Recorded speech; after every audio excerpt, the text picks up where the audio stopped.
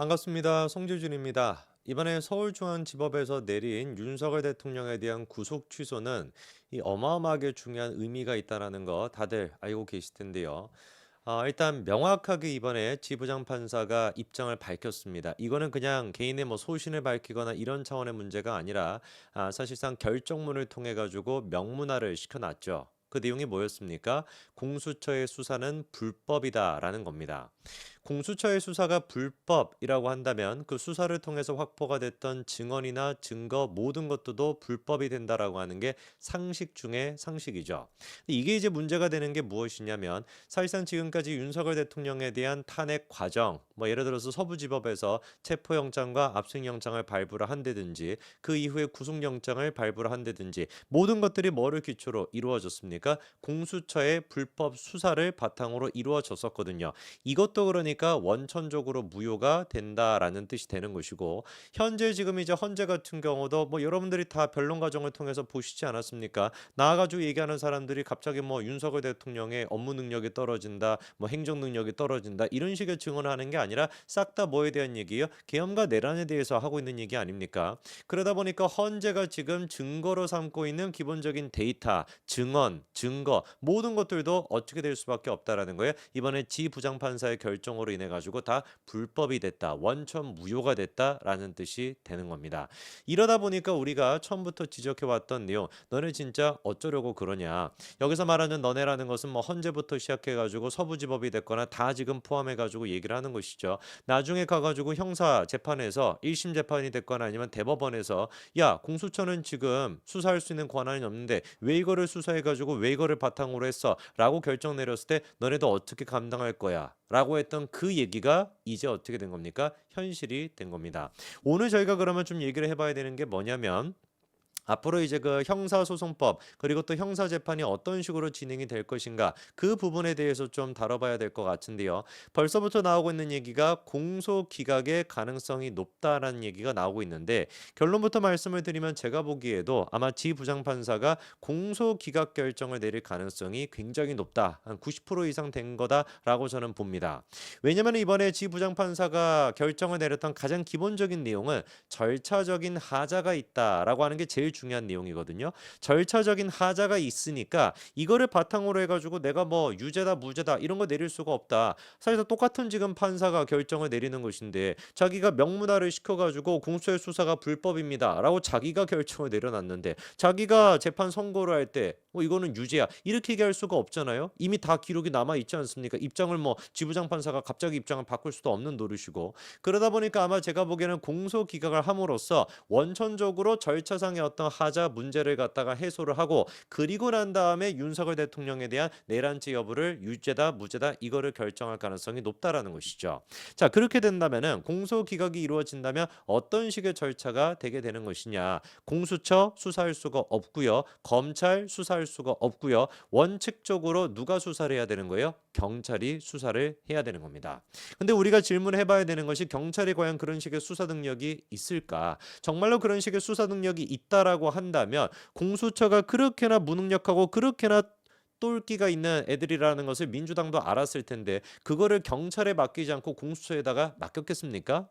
무슨 말인지 이해가 되시죠? 그렇죠? 정말로 경찰이 제대로 수사할 수 있고 제대로 이거를 갖다가 처리할 수 있는 수사 기반이나 능력 같은 게 있었다라고 한다면 그렇게나 덜 떨어진 애들이 모여 있는 공수처에다가 그거를 맡겼겠냐고요. 진작에 경찰한테 맡겼겠지. 사실상 그러니까 그 민주당이 보기에도 수사 능력이나 모든 것들을 견주어 봤었을 때 공수처보다도 떨어지는 조직이 누구다? 경찰이다라는 뜻밖에 되지 않습니다. 그런 첫 번째 문제가 있고요. 두 번째 문제 같은 경우는 뭐냐? 공수처가 확보를 해놨던 증거나 증언 이런 것들도 다 어떻게 되는 거예요? 오염이 됐기 때문에 경찰이 다시 주워 담을 수가 없습니다. 근데 이게 문제가 뭐냐면은 공수 애들이 능력은 떨어지고 모자란데 원래 이제 그 공부 못하는 애들 특징이 뭡니까? 모자란 애들 특징이 뭡니까? 여러 가지 막 건들기를 막 엄청나게 건드리지 않습니까? 아마 자습서 같은 것도 막 수십 개를 갖다가 사놓고 다 읽지도 않고 펴보지도 않는 것인데 계속 막 들춰봤다가 낙선하고 막 끝내고 이런 거 우리 많이 봤잖아요. 공수가 지금 했던 짓거리가 거의 똑같은 짓거리인 겁니다. 능력은 없고 어떻게 뭐 수사를 갖다가 할 수 있는 인력도 없고 아무것도 없는데 보여주기식 생쇼는 해야 되니까 건드려 놓은 거는 많아. 불러놓고 그리고 또 뭐 들은 증언의 내용은 많아. 이런 것들을 다 어떻게 되는 거예요? 오염이 된 거기 때문에 경찰이 쓸 수가 없습니다. 그럼 우리가 질문이 드는 게 그거겠죠. 경찰은 도대체 어디서 증거를 갖다가 가져와 가지고 어디서 증언을 갖다가 확보를 해 가지고 관련된 수사를 할 수가 있을 거냐. 없는 뭐 새로운 사람을 갖다가 만들어낼 수도 없고 창조할 수도 없는 것인데 제2의 곽종근 또 다른 사람을 갖다가 회유하고 협박해 가지고 증언을 만들어낼 수도 없는 노릇이고 이거 뭐 어떻게 제로 베이스에서 시작을 한다라는 게 아니라 제로 자체가 없는 거예요. 마이너스 베이스에서 수사를 시작하다 보니 과연 이거를 바탕으로 형사 재판에서 지 부장판사가 윤석열 대통령에 대해 가지고 유죄를 내릴 수 있을까? 제가 보기에는 그럴 가능성이 굉장히 낮아 보입니다. 물론 이제 그럴 가능성도 있어요. 공소 기각 자체를 안 할 가능성도 있습니다. 근데 여기는 놀라운 변수가 한 가지가 있는데 아까 제가 말씀을 드린 것처럼 공소 기각을 하지 않게 된다면은 자기 부정의 결과가 되고 사법부 자체가 사라지게 되는 결과가 만들어집니다. 왜? 말씀드렸죠. 아니 지금 지 부장판사가 자기가 윤석열 대통령에 대한 구속 취소를 결정하면서 수사 과정에 불법이 있었다라고 명시를 했잖아요. 수사 과정에 불법이 있었다고 자기가 명시를 해놓고 자기가 지금 판결을 내릴 때 같은 경우는 수사는 합법했습니다. 땅땅땅 유죄 이럴 수 있겠냐고요. 말이 안 되지 않습니까? 그렇기 때문에 기본적으로 지 부장판사가 공소 기각을 하지 않는다면 오히려 어떻게 나올 수밖에 없다. 결과가 100% 이거는 무죄가 나올 수밖에 없다.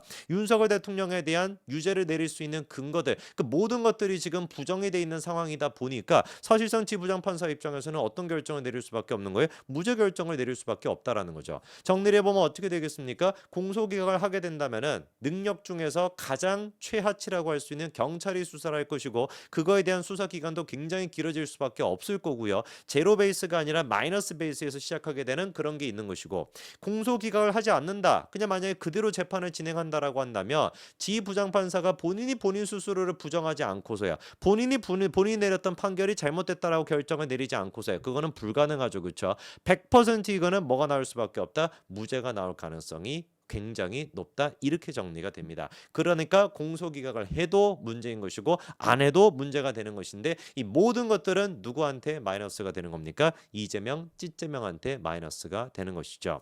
자, 이런 상황 속에서 검찰의 입장을 한번 보니까 검찰의 입장은 무엇이냐? 윤석열 대통령에 대한 구속 취소와 공소 유지는 별개이다. 그러니까 공소 기각이 돼서는 안 된다. 이런 지금 얘기를 하는 것 같은데 아까 제가 말씀을 드렸죠. 정말로 검찰의 지금 이 얘기를 듣고 지부장 판사가 공소 기각을 안 해버리게 된다면 무죄가 나올 수가 있습니다. 그러면 이제 검찰 자체의 존립도 위태로울 수밖에 없겠죠. 검찰 관계자가 하는 얘기가 뭐냐?